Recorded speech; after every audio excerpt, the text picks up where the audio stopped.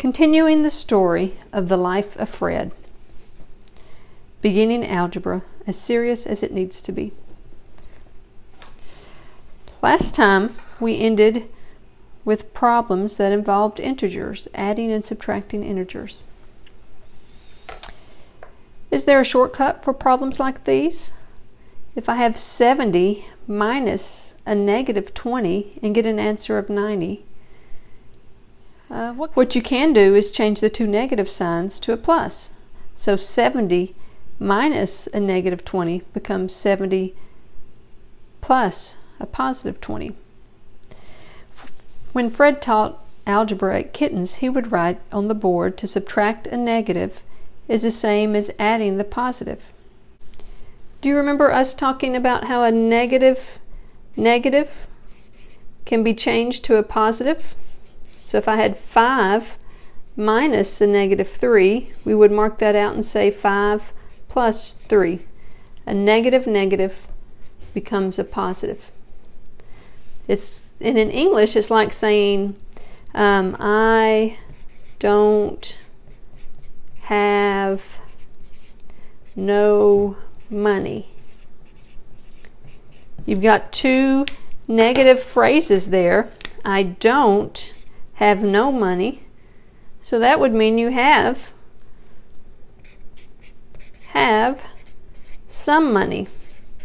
If you don't have no money, then you have some money.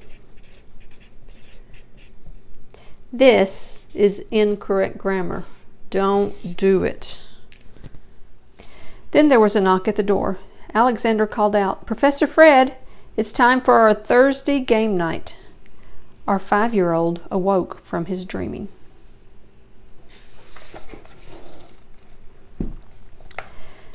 "I'll be right there, Alexander," Fred responded. It had been a wonderful nap. He always liked it when he was dreaming, and he knew he was dreaming. But now it was back to the real world. Have you ever had a lucid dream, like Fred? A lucid dream is a dream where you're aware that you're dreaming. During a lucid dream, the dreamer may gain some amount of control over the dream characters, narrative, and environment. However, this is not actually necessary for a dream to be described as lucid. So it's when you dream and you know you're dreaming. Pretty cool. He had been sleeping where he normally had taken his naps for the last 4 years, under his desk in his office at Kittens University. The story of his birth and early years and how he got to Kittens, Kansas Institute for Teaching Technology, Engineering, and Natural Sciences are all told in the life of Fred Calculus. He got up carefully. He didn't want to hit his head against the underside of his desk. There are things you want to watch out for when you've reached the yard tall mark in life. "So you think you'll win today?" Alexander said as Fred opened the door and joined one of his favorite students to go to their Thursday game night. They walked down the hallway in keen anticipation of an evening of fun. Fred looked at his watch. He had started his nap at 5 minutes to 5, and now it was 5:30. "I'm sorry, I must have overslept," Fred apologized. "My naps usually don't last 35 minutes. In the way that Fred thought of how long he had napped, he visualized 30 minus a negative 5, which became 30 plus 5, which is 35. They played in the student recreation room, which was at the far end of the hallway from Fred's office. Alexander was a little over 6 feet tall, and the length of his pace was almost as long as Fred was tall. Fred was walking very fast. Or to be more precise, his speed wasn't that fast, but his legs were moving very quickly. So that would be Alexander's. This would be little Fred's. For every step that Alexander took, Fred took 2. So the ratio for Alexander's steps to Fred's was 1 to 2, which can be written 1:2. The colon can be thought of as a division sign. So you might say 1 divided by 2 or 1 over 2. Betty, who was engaged to Alexander, takes steps that are about 3/4 as long as his. So she takes 4 steps for every 3 that Alexander takes. The ratio of her steps to the number of his steps are 4 to 3. 4 of Betty, 3 to Alexander. Have you ever measured how long your stride is? how far you walk with each step you take. If you have foot-wide tiles in your house, you can measure how long your stride is. Tiles are a square, so my stride's a little over 2 feet. Do you like my house shoes? This is virtual school. I can wear house shoes to work. "There's our professor," Joe exclaimed as Fred and Alexander entered the student recreation room. The table was all set up. Betty was getting the 3 phone books to put on Fred's chair. When they had first started playing poker last August, Fred had stood on his chair so he could see, but his little legs soon got tired, and he asked for phone books to sit on. The 5th member of the Thursday night poker group was Darlene. She was busy making the usual phone call to Stan Anthony's Pizza. Their routine was to play for an hour until 6:30, and then the pizza would be delivered and they would break for dinner and conversation. Now, at first blush, it may seem unusual that these 4 students were playing poker with their 5-year-old teacher. Even Alexander's greeting to Fred, "So you think you'll win today, do you?"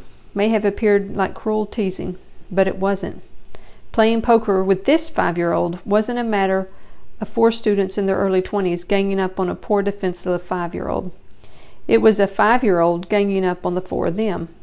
He had read a half dozen books on poker before their first evening together, and that had given him quite an advantage.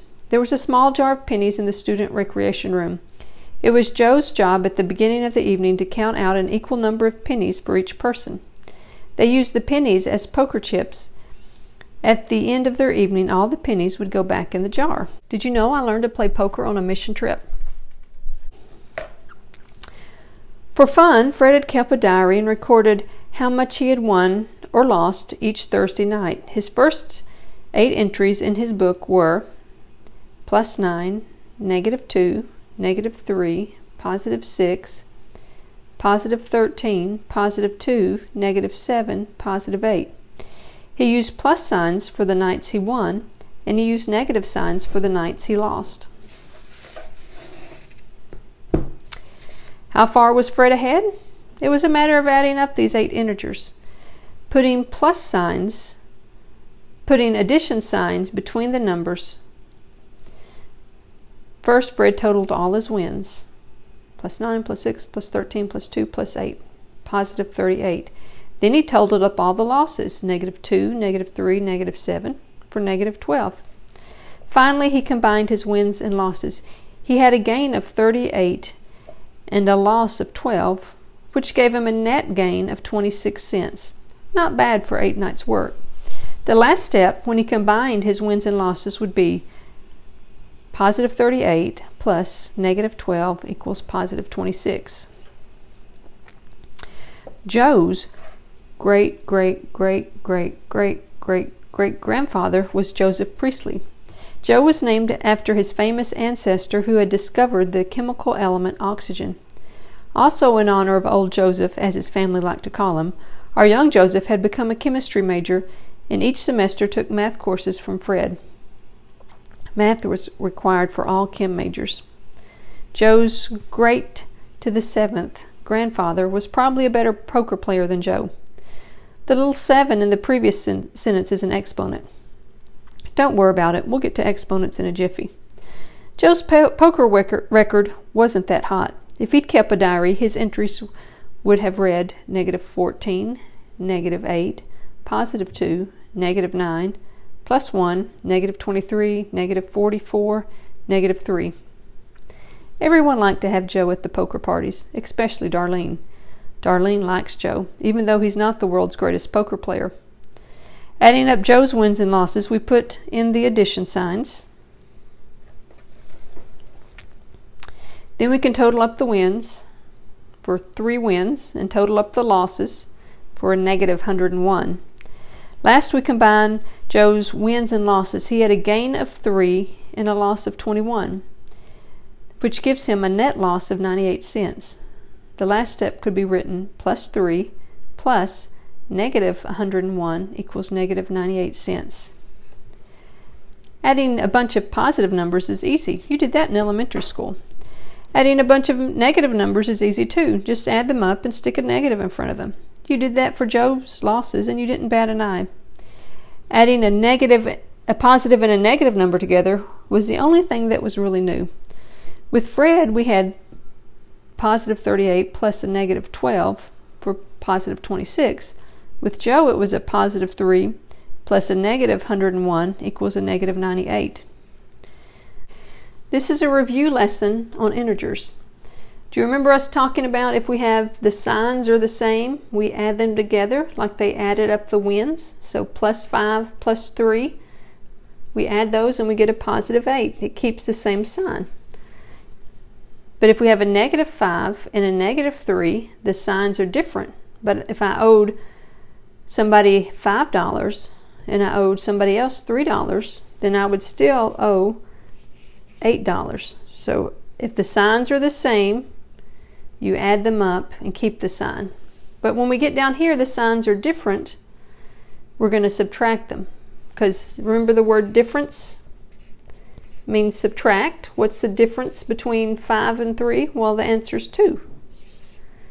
So if the signs are different, find the difference. And we take the sign from the bigger number. 5 is bigger than 3, so it's going to be a negative 2. If I owed somebody $5 and I paid them back 3, I would still owe them $2. If we total up Darlene's wins and losses, we find that she had a gain of 4 and a loss of 9. That could be written as a plus 4 plus a negative 9, with the final result being a negative 5. Losing 5 cents in 8 nights of play is something that she could live with. Losing Joe is something that Darlene didn't want to even contemplate.